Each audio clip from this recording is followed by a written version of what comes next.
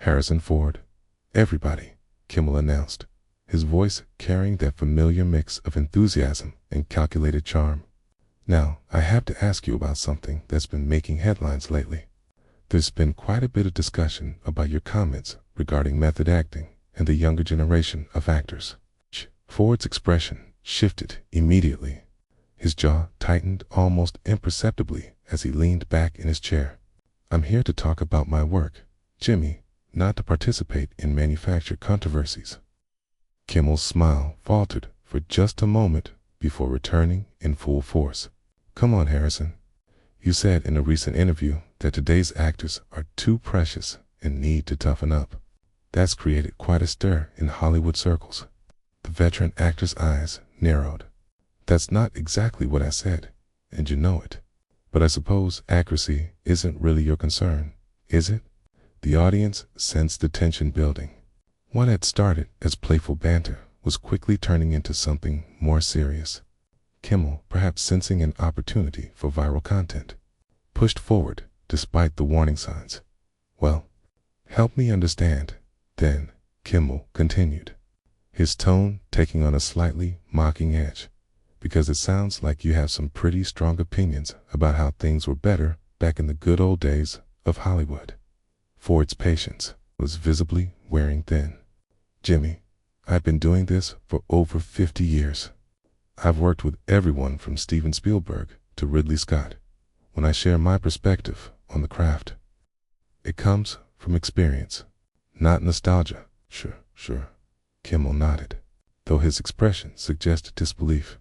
But don't you think that sounds a little like get off my lawn territory? I mean, every generation thinks the next one is soft, right? The comment landed like a slap.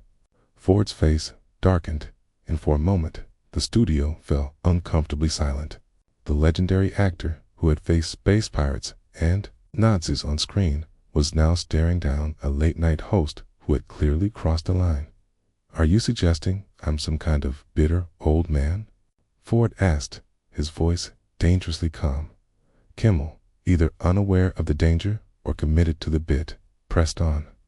I'm just saying, maybe it's time to embrace the new generation instead of criticizing them.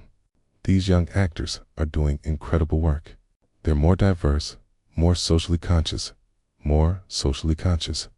Ford cut in, his voice rising. You think acting is about being socially conscious? It's about truth, about honesty and performance. It's about showing up prepared and doing the work. The tension in the studio was palpable. Audience members shifted uncomfortably in their seats. Kimmel's writers, visible in the wings, exchanged worried glances. This was not going according to script. Kimmel, perhaps realizing he was in over his head but unable to retreat on live television, made a critical mistake.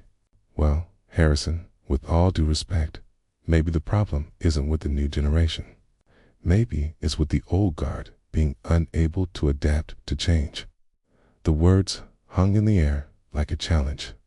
Ford's hands gripped the arms of his chair, and when he spoke, his voice carried the weight of decades in Hollywood. Unable to adapt. I've been adapting my entire career. I've worked through changes in technology and storytelling and the entire business model of this industry. What I haven't done is compromise my standards or lower my expectations. But standards change, Kimmel shot back, his voice taking on a lecturing tone. What worked in the 70s and 80s doesn't necessarily work now. These young actors are bringing fresh perspectives, new energy, fresh perspectives. Ford said incredulously, Jimmy, do you know where perspective comes from? Experience. And do you know what experience requires? Time. These fresh perspectives you're talking about come from people who've been acting for 5 minutes. The audience was completely silent now, watching what felt like a slow-motion car crash. Kimmel, cornered and seemingly unable to exit the exchange gracefully, doubled down with a comment that would prove to be his undoing. Maybe that's exactly what Hollywood needs, he said. Less of the old boys club mentality and more openness to new voices and new ways of doing things. Ford's reaction was immediate and explosive.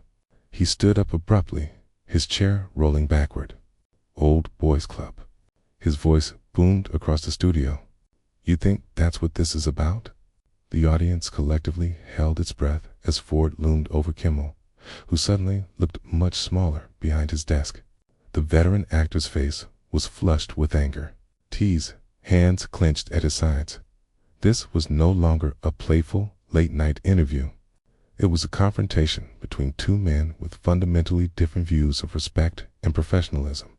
Jimmy, I've spent my entire career working alongside women, minorities, young actors, old actors, anyone who showed up ready to do the work, Ford continued, his voice cutting through the stunned silence. I've mentored countless young performers. I fought for fair treatment and equal opportunities long before it was fashionable. And you're going to lecture me about inclusivity? Kimmel, visibly shaken but trapped by the live format, tried to regain control. Harrison, I didn't mean to suggest. No, you did mean to suggest it. Ford cut him off sharply. You came into this interview with an agenda. You wanted to paint me as some dinosaur who can't handle change. Well, let me tell you something about change, Jimmy. I've watched this industry evolve for 5 decades. I've seen good changes and bad changes, and one thing that never changes is the importance of respect. Camera operators, unsure whether to keep rolling, glanced toward their director. In the control room, producers frantically debated whether to cut to commercial. But Ford wasn't finished. You want to talk about the new generation? His voice rose with intensity. I worked with Daisy Ridley when she was completely unknown. Brilliant actress, professional, prepared, respectful. I worked with Oscar Isaac, Can, Boyega, incredible talents who understood the craft. The difference isn't generational, Kimmy. The difference is between people who take this seriously and people who don't. Kimmel, now sweating under the studio lights, made another fatal miscalculation. Harrison, I think you're overreacting. This is just a conversation. Overreacting. Ford's voice rose to a level that made the entire studio flinch. You ambushed me with manufactured controversy, misrepresented my words, and then had the audacity to lecture me about my own industry, and I'm overreacting. The tension was suffocating. Kimmel's usual smirk had vanished, replaced by something close to fear. Ford, meanwhile, seemed to grow larger with each word, his presence dominating the stage in a way that reminded everyone why he had been a leading man for decades. You know what your problem is, Jimmy? Ford continued, his voice dropping to a dangerous whisper that somehow carried more menace than his shouting. You think because you sit behind that desk every night making jokes about people, that makes you some kind of authority. You think your platform gives you the right to tear down people who've actually done the work. Kimmel opened his mouth to respond, but Ford pressed on. I've been in this business since before you were born. I've worked with the greatest directors who ever lived. I've been part of films that defined multiple generations. And you're going to sit there and tell me I need to learn about adaptation? The audience sat in complete silence, many visibly uncomfortable. This wasn't the kind of conflict they had come to see. This was real, raw, and increasingly ugly. Harrison, please. Kimmel tried again, his voice barely above a whisper. Can we just what? Ford snapped. Pretend this didn't happen. Pretend you didn't spend 10 minutes trying to humiliate me on national television. Pretend you didn't come in here with the express purpose of making me look like a fool. Ford began pacing behind his chair, his agitation growing with each step. You know what the real problem with this industry is, Jimmy? It's not the old guard or the new generation. It's people like you who think entertainment means tearing people down for cheap laughs. The words landed like hammers in the dead silence of the studio. Kimmel's face had gone pale, beads of sweat visible on his forehead under the harsh lights. His usual cocky demeanor had evaporated, placed by something uncomfortably close to panic. That's not what Kimmel began weakly. That's exactly what you do, Ford shot back, wheeling around to face him and pointing an accusatory finger. Night after night, you sit here making jokes at other people's expense. You mock politicians. You mock celebrities. You mock anyone who gives you material. And when someone calls you on it, you hide behind "it's just comedy." Ford's voice surged, years of frustration pouring out at once. But this isn't comedy, Jimmy. This is character assassination disguised as entertainment. You brought me here under false pretenses, then tried to make me look like some bitter has-been for your audience's amusement. The control room was in chaos. Producers shouted into headsets, struggling to decide whether to cut the feed. The director gestured frantically, but the camera operators seemed frozen, unable to look away from the train wreck unfolding before them. Kimmel made one last desperate attempt to regain control. "Harrison, I think there's been a misunderstanding. If you could just sit back down, sit back down." Ford let out a harsh, bitter laugh. "So you can continue this ambush. So you can ask me more loaded questions designed to make me look foolish." "I don't think so." The veteran actor stepped closer to Kimmel's desk, and the host instinctively rolled his chair back. "You want to know about professionalism, Jimmy? A professional would have done their homework. A professional would have asked honest questions about my work, my craft, my experiences. A professional wouldn't have turned this into a cheap hit piece." Ford's voice dropped to a menacing whisper that somehow carried more weight than his earlier shouting. "But you're not a professional, are you? You're a parasite.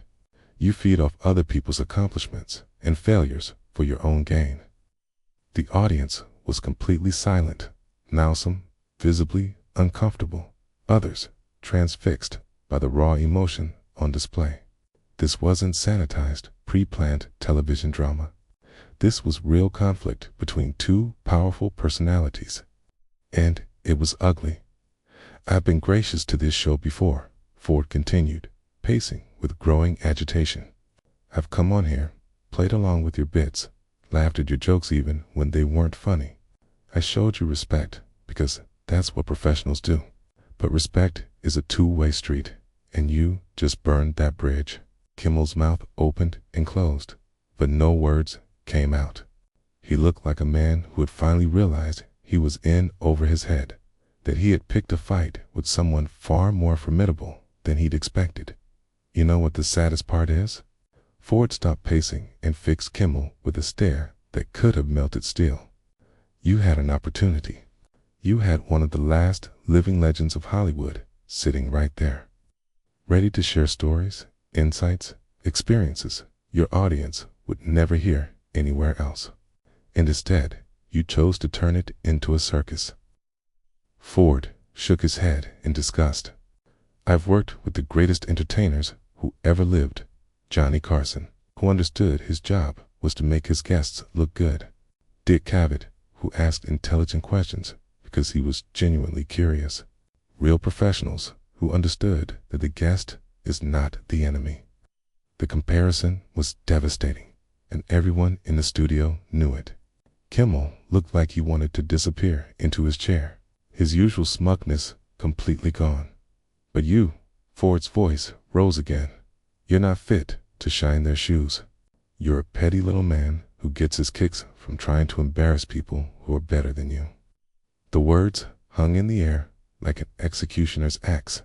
Ford stood there, chest heaving with anger, while Kimmel sat frozen behind his desk, looking smaller and more pathetic by the second. The studio audience remained dead silent, unsure whether to applaud, boo, or simply flee. Ford took a deep breath, trying to compose himself, though the fire in his eyes never dimmed.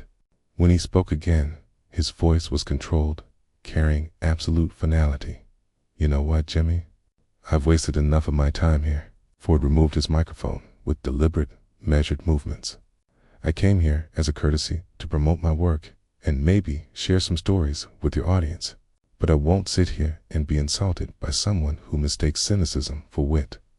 Kimmel finally found his voice, though it came out as little more than a croak.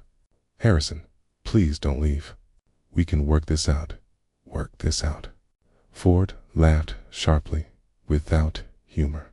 The only thing that needs working out here is your understanding of basic human decency, and I don't think that's something you can learn in a commercial break.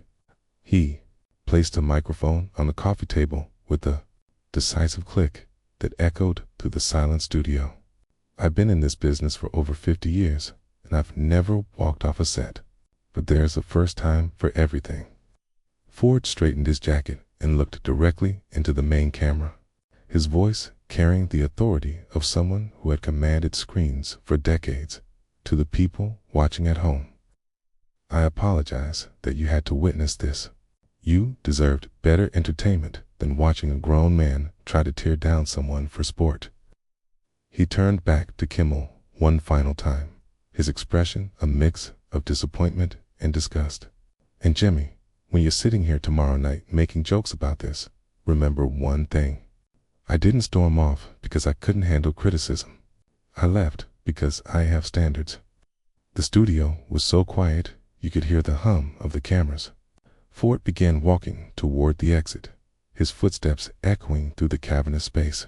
Kimmel, desperately trying to salvage something from the wreckage, called after him. Harrison, come on. Don't be like this. It's live television. These things happen.